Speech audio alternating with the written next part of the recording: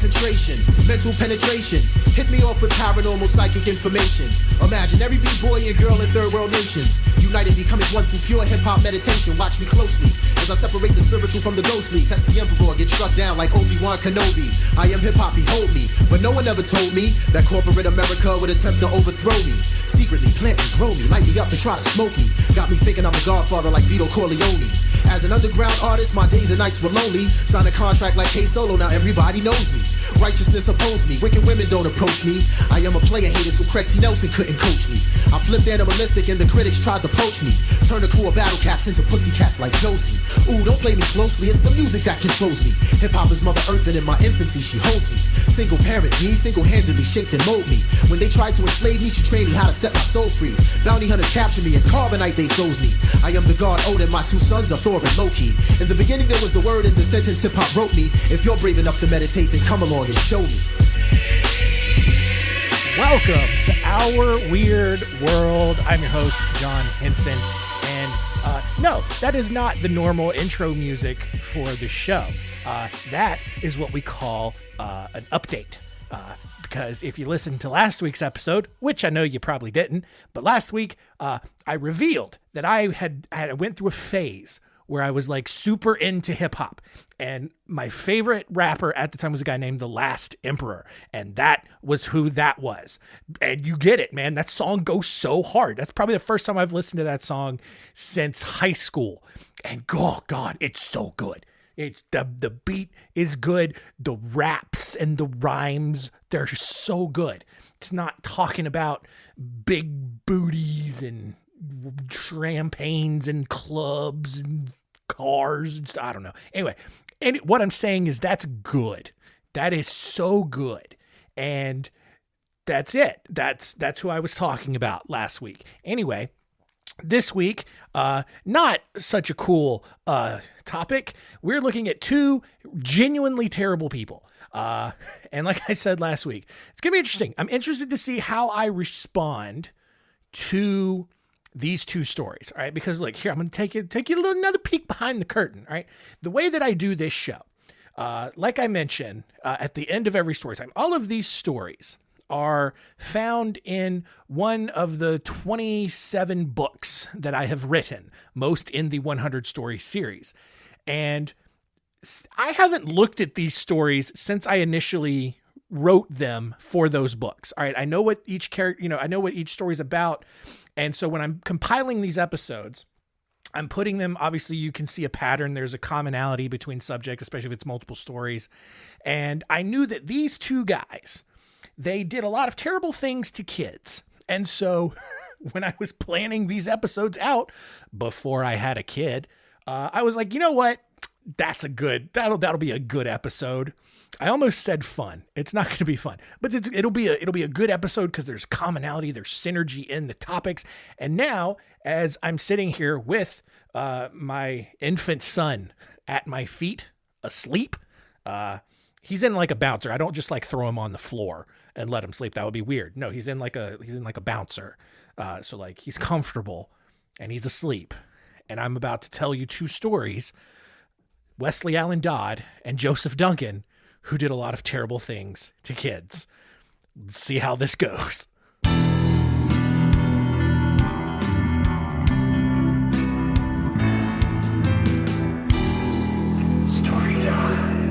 We'll start with Westley Allan Dodd, who was born on July 3rd, 1961 in Richland, Washington.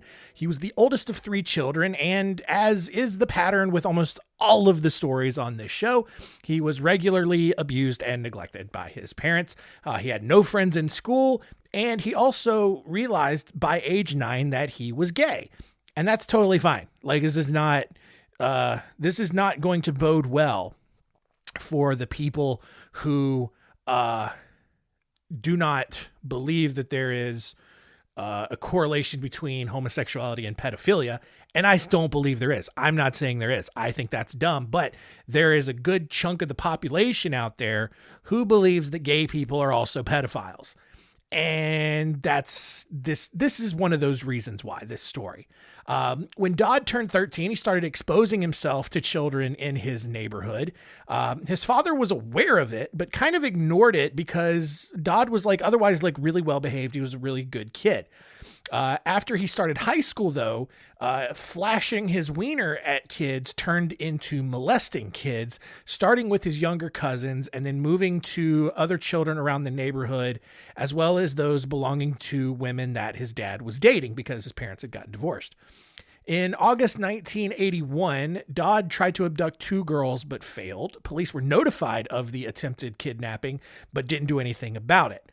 And then the next month, Dodd was able to enlist in the Navy and was sent to a submarine base in Bangor, Washington. He immediately started abusing a bunch of the kids who lived on base.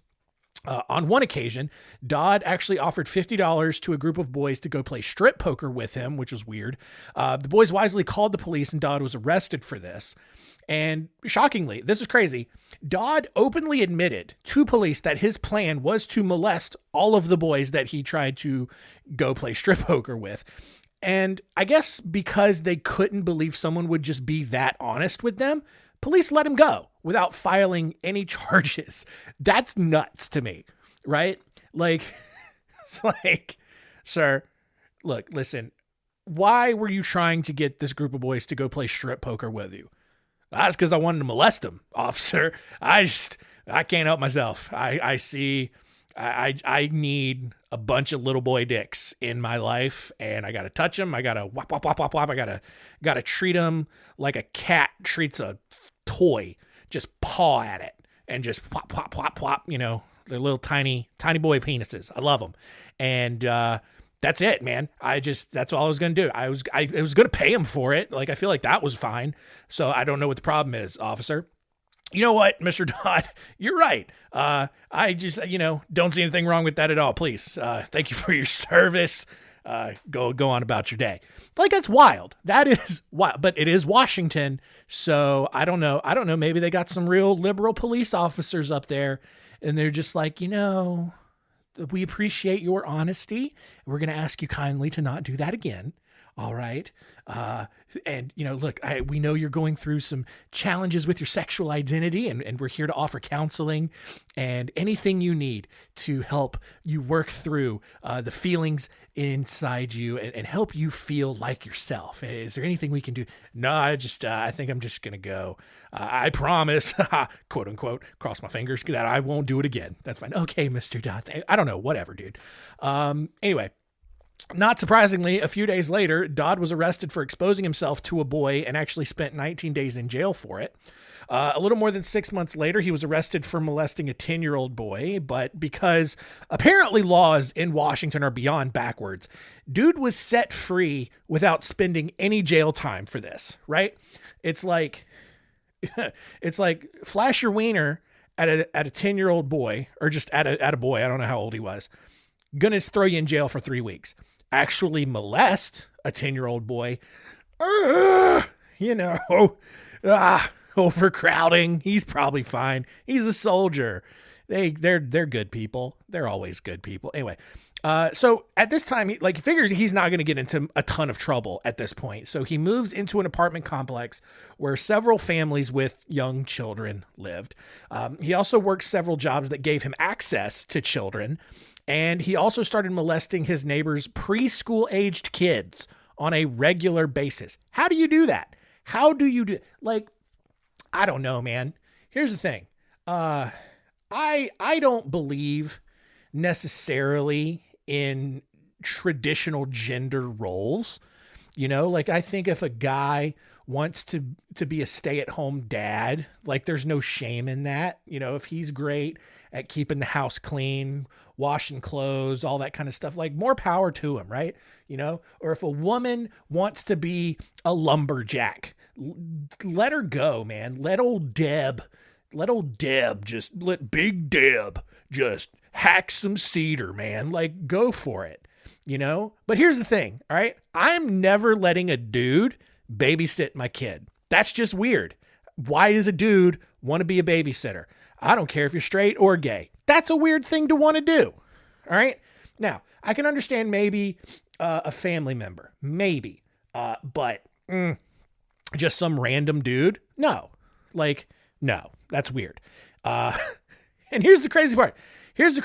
The mother found out that Dodd was molesting her kids and didn't press charges because she thought the court process would be too traumatic for her children. Not the fact that they got molested. Not the part about some weird dude flopping his wiener in front of their faces being too traumatic, but going to court.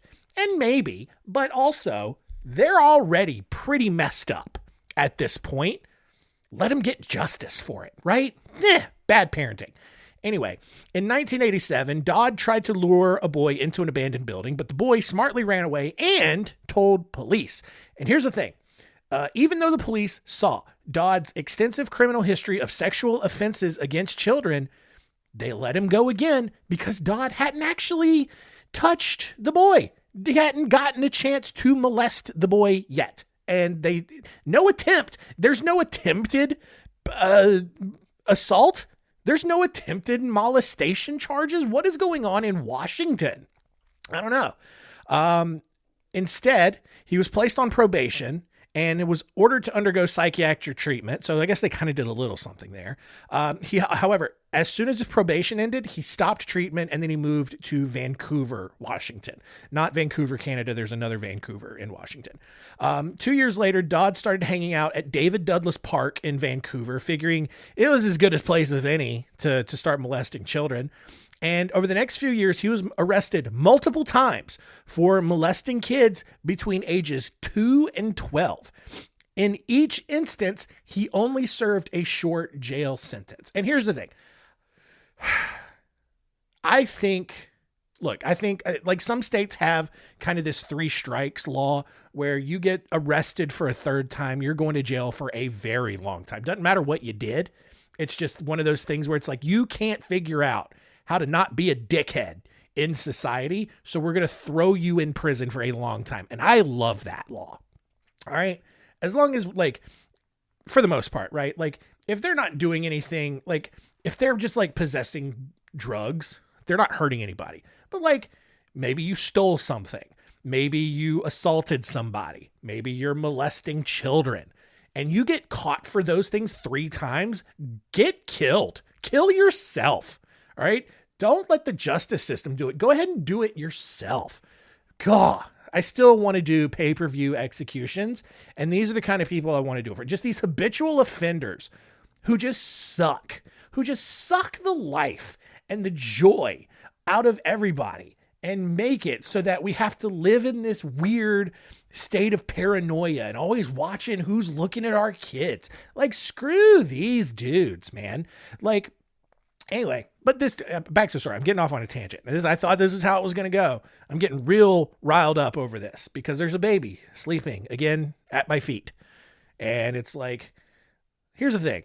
I'm looking at this baby. It's a cute baby, but why would anyone want to touch his wiener? I get grossed out looking at it when I'm changing his diaper. No offense, Finn. But so how someone could look at that, just all of that plumbing down there and be like, yes, that's what I need. I just need to all over it. No, I don't understand that at all. It's weird. It's broken. Your brain is broken. Yet I'm the one that has a disability. Okay, whatever. Anyway, oh boy, where were we in the story? Once Dodd got super good at molesting boys, because he is really good at it, he started turning his attention to the idea of killing one, which is a logical progression. So on September 4th, 1989, Dodd lured 2 brothers to a secluded area of this park in Vancouver, forced them to undress, and then molested them. And when he was done, he then stabbed both of them several times with a fish fillet knife and then ran away. Obviously, both boys died after this. A month later, Dodd drove down to Portland, Oregon, and picked up a 4-year-old boy. Where is he finding these kids? Just here's the thing. I get it, right? That sounds like a crazy statement, but I mean, this is the late 80s, 1989. 5 years later, All right. My parents are letting me, I was like probably 6 at the time. My parents just let me walk to my grandparents' house alone. And that was like, it was over a mile away. Right. And it's on back roads where someone could easily just stop and grab me. And so like, that's wild. But this is the culture. People just let their kids just out unsupervised all the time. That sounds insane right now to ever do that, but it happened quite often. Dodd took him back to the boy's house somehow, which is weird. This is what I don't understand about this part of the story. Dodd picks up this 4-year-old boy, takes him back to the boy's house, right? And I don't know if his parents weren't home or he's just like hiding out in the garage or what, but like takes the boy back to his own house, forces him to undress and molests him. And then somehow Dodd stays with this kid overnight before strangling him to death and hanging him in the closet. That's wild. In the boy's own house. These are the worst parents. All right. I don't know how you can be that oblivious. Like, I get it. Parenting is hard in the sense that like, you're not as sharp ever as you used to be. All right. I am so forgetful now. And like, I have no concept of time, none of that, but at least I am aware enough to know what's going on in my own home.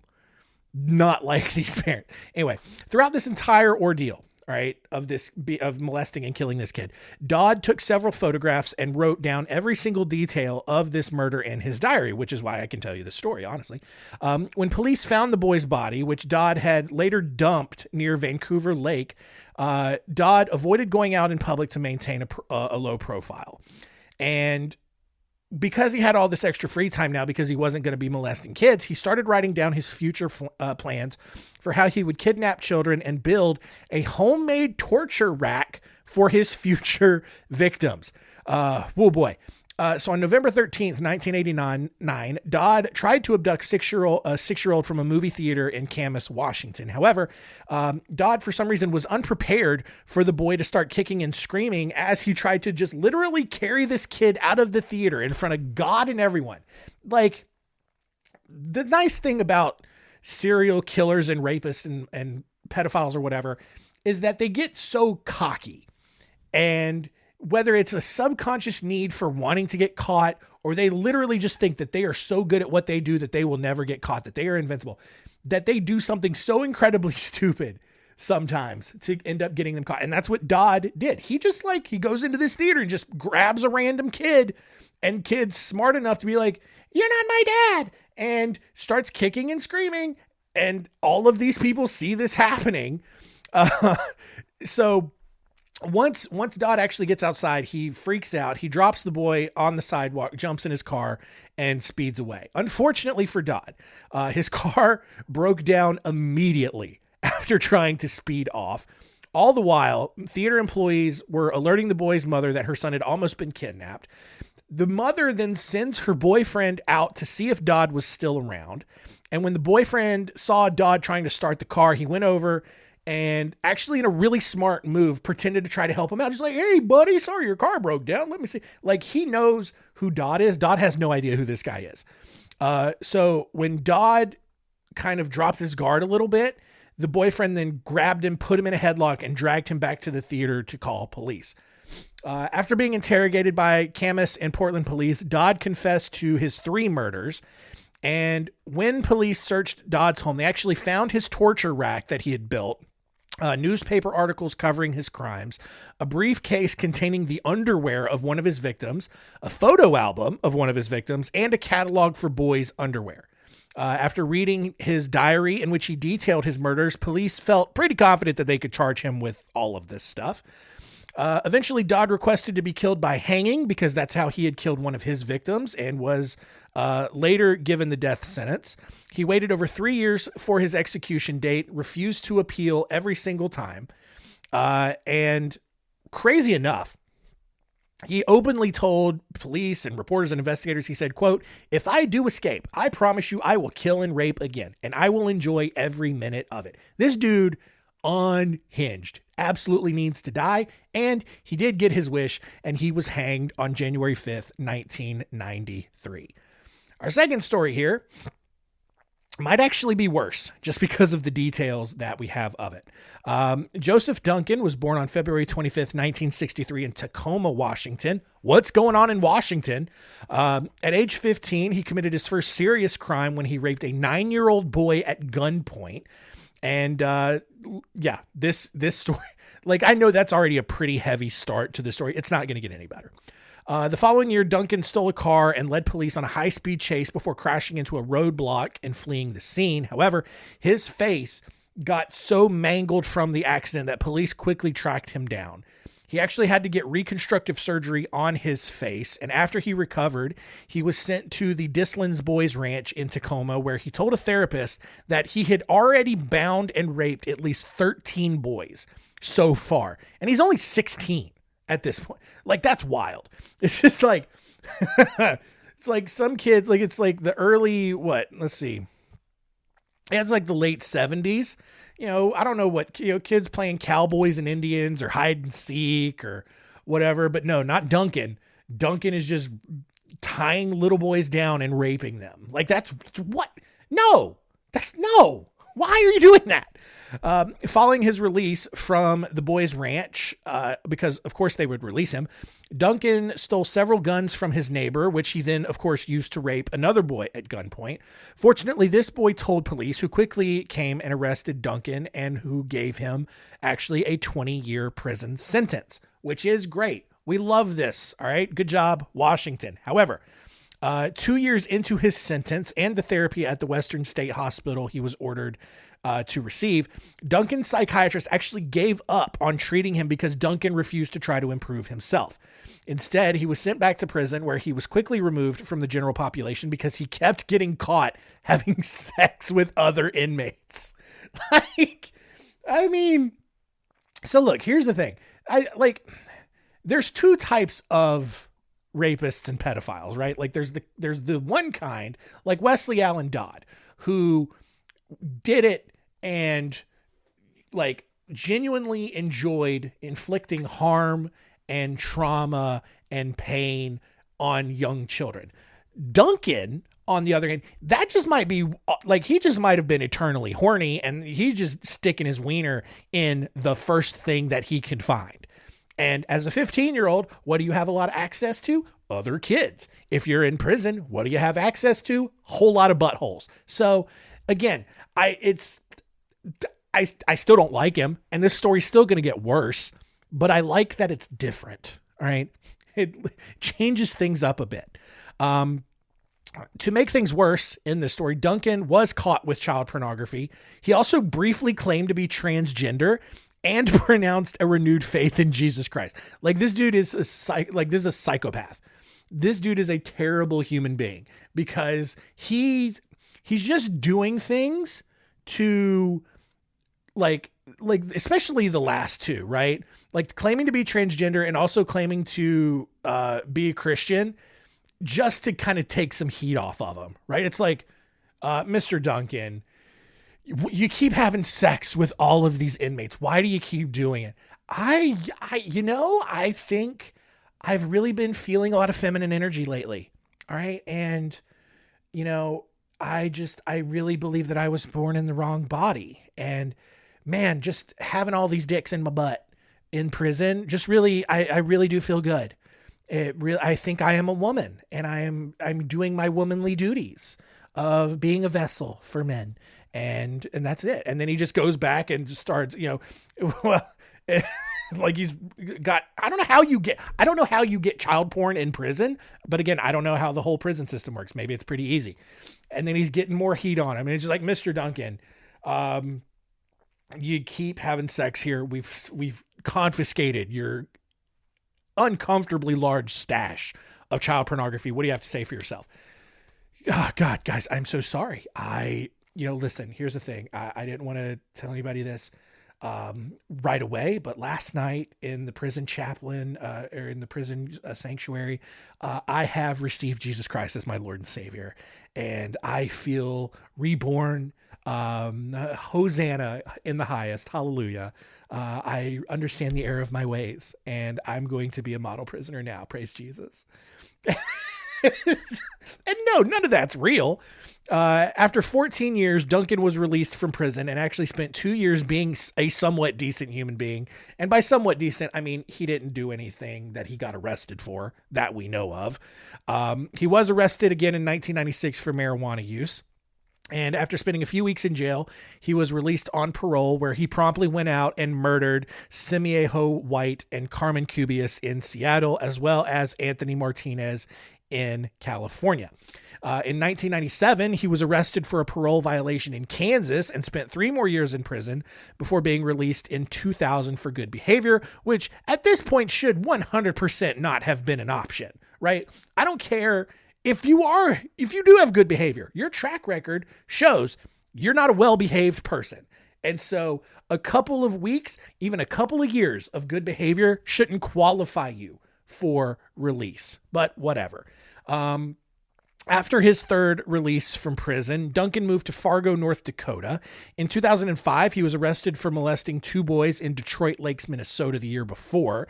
The judge in this case set Duncan's bail at $15,000, which was quickly posted by a Fargo businessman that Duncan had befriended. And not surprisingly, Duncan took that opportunity to disappear, forcing the government to issue a federal warrant for his arrest. In May of 2005, Duncan entered the home of Brenda Graney. I remember this pronunciation. I can't remember what it was. We'll say Groney. Don't know if that's true. But she lived in Coeur d'Alene, Idaho, and he breaks into this home. And Duncan, he goes into the living room. He's wearing black gloves. He's holding a gun. And Brenda's in the living room. He's obviously taking her hostage. He forces Brenda to call in her 8-year-old daughter, Shasta, into the living room. Duncan then proceeds to tie up Brenda, her boyfriend, Mark, and her oldest son, Slade. He then takes Shasta and her 9-year-old brother, Dylan, out to a stolen rental car while Duncan went back inside and bludgeoned the other 3 people in the family to death with a hammer. So basically he takes Shasta and Slade Groney and kidnaps them and then kills their parents. All right. Crazy. Well, I guess killed their mother, killed the mother's boyfriend, and also killed their older brother. Still insane. Over the next 6 weeks, Duncan took Dylan and Shasta around the upper Midwest, molesting them and torturing them along the way. In many instances, Duncan whipped Dylan with a belt, brutally raped him, and then would actually hang him until he fell unconscious, and then he would revive him. He also forced Shasta to drag her own brother through open flames with a rope around his neck. Duncan actually recorded these torture sessions, including one recording where he told Dylan, quote, "The devil is here, boy, the devil himself. The devil likes to watch children suffer and cry," which is a crazy thing to say to a child. That's wild. At one point, Duncan stopped to grab some beers from a box in the back of his car. And while he ruffled through the box, he quote unquote accidentally triggered a shotgun, which blasted a hole in Dylan's stomach. Shasta freaks out. She runs over to see what was going on, only to see Duncan then put the shotgun up to Dylan's head. Dylan, he's pleading with Duncan not to kill him while Duncan's just calmly reloading the shotgun. And then a moment later, Duncan put the gun to the back of Dylan's head, pulls the trigger, kills him immediately.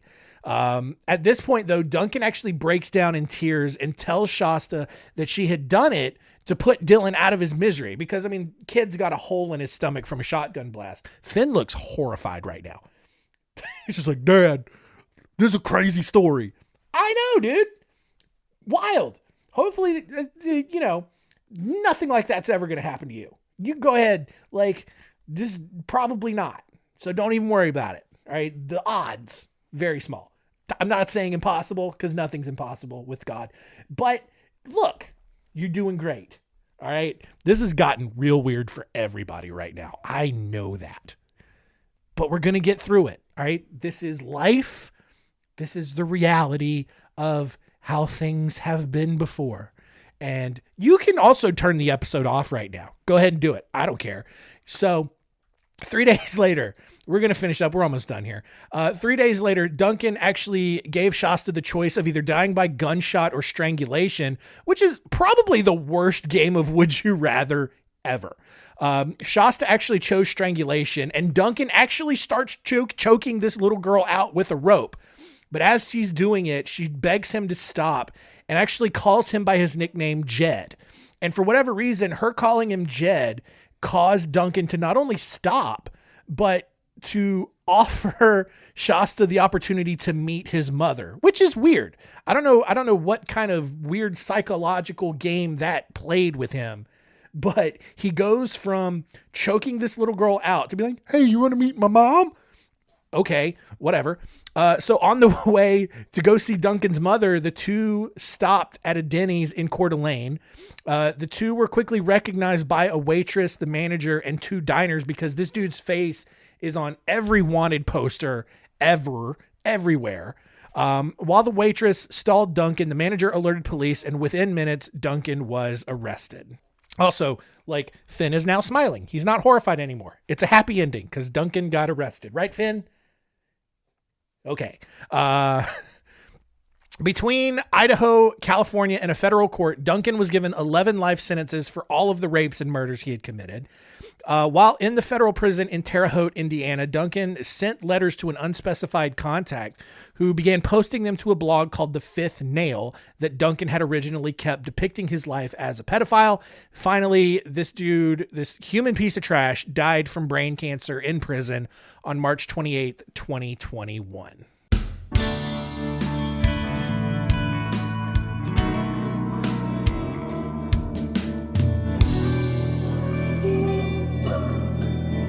There you go. The stories of Westley Allan Dodd and Joseph Duncan in the books. I don't remember which books they're in, but I hope that does not deter you from going and checking them out. Go to johnhensonwrites.com. Check out the books that are available for sale today.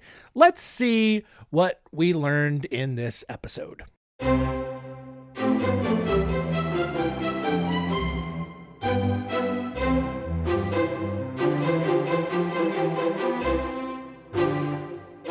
What did we learn? Number one, Westley Allan Dodd was a soldier, was just a chronic pedophile, and police just kept letting him go. And so, I mean, at least they finally caught him and hanged him. But still, what a bunch of dorks up there in Washington. Number two, Joseph Duncan. A long life of rapes and molestations, and then his longest story, murders a family in Coeur d'Alene, Idaho, takes two of the kids for a weeks-long abduction, kills one of them, but finally gets apprehended before, he kills Shasta. Shasta's still alive. She's out there. Oh, God, I hope she's got a better life now after all of this. And then number three, both of these dorks were from Washington State. What's going on up there? Like, again, no, not all of Washington is Seattle. I think it's easy to just assume that all of Washington State is as super liberal as Seattle is, but it's not. Like, Eastern Washington's actually like pretty conservative. A lot of those people up there running from the government, living off the grid. They ain't gonna take my guns. Those types. But man, what's like, I criticize California a lot, but Washington doesn't seem like it's that much better.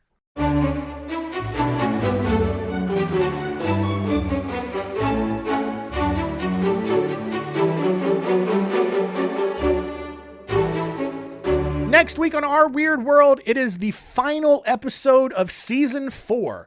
That means that it has been the completion of 4 years of this show, which is crazy. I say this at the end of every season, but like, the show started during the lockdown of the pandemic, and it's been 4 years since then. And it doesn't feel like it for sure, but then again, a whole lot has changed over the course of this show. I wasn't married, and now I got a kid. And now we'll see what year 5 has in store. But to end the year, we're going to be looking at some pretty dumb political events. All right. We're going to be looking at the stories of Preston Brooks and the congressional brawl, the Battle of Athens, Jack Fuller, and Kasimba Ngoy. Ngoy. I don't know. He's African. But yeah, 4 stories next week, all around politics. So I'm sure that'll be interesting in some way. And that will do it for today. Thanks so much for continuing to listen. Keep telling all your friends and keep it weird.